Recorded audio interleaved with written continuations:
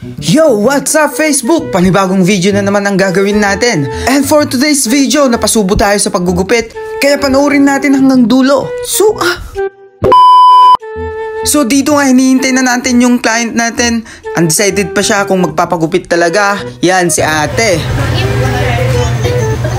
Ate, may problema si ate niyo. Oh.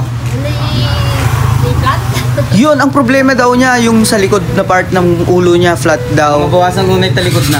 Nababa lang. Tapos nungangag parang tina. At yun, parang haircut consultation na rin ang nangyari. Kaya gagawin natin ang the best natin gagawin sa buhok ni ate. Kaya habang maaga pa ate, mag-decide ka na. Yun, papapugiin kita. Yeah. Ate, gusto ba kuya? When gasta. At ganito nga ang gupit na gusto ni ate. Nako! At yun, nagpre-prepare na. Nabubulol na naman ang kes. Yun, pinatanggal na natin yung tirentas sa buhok ni ate. Kasama nung tropa niya siguro yun. Mga kasama niya kanina. Shoutout sa inyo. Yun guys, criminology be like. Sayang yung buhok ni ate, mahaba-haba ang buhok. Yan, sisimulan na natin gupitan guys. Yun, sana panoorin nyo hanggang dulo. Tignan natin yung kakalabasan ng gupit ni ate. Kaya huwag kalimutang i-follow ang ating page at i-share na rin ang video na to. Yun, salamat sa mga patuloy na sumusuporta.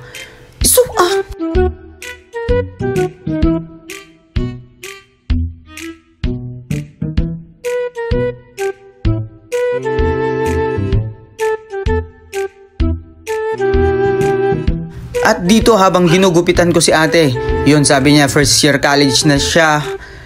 Criminology yung kinukuha dahil sa ROTC, nagpagupit siya.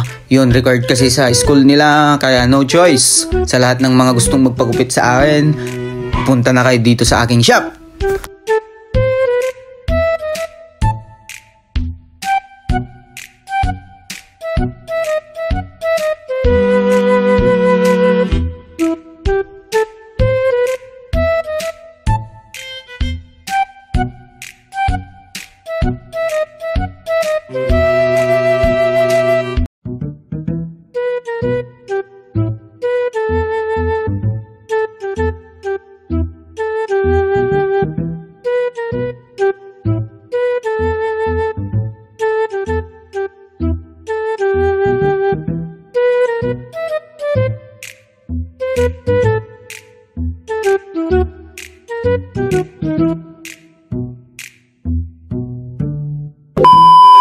At heto na nga ang gupit ni ate. Yun, poging-pogi na. Mas pogi na siya kaysa sa jowa niya.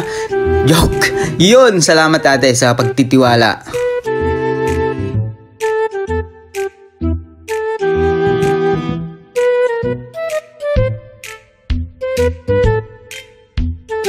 At mukhang nagustuhan naman ni ate ang gupit niya. Yun, sa susunod ulit. Shoutout sa mga kasama niya kanina. Yun, shoutout. Shoutout. Tapos na naman ang isang araw at tamang kape na lang tayo habang nag-iisip ng susunod nating iluluto. Yan, salamat sa panunood.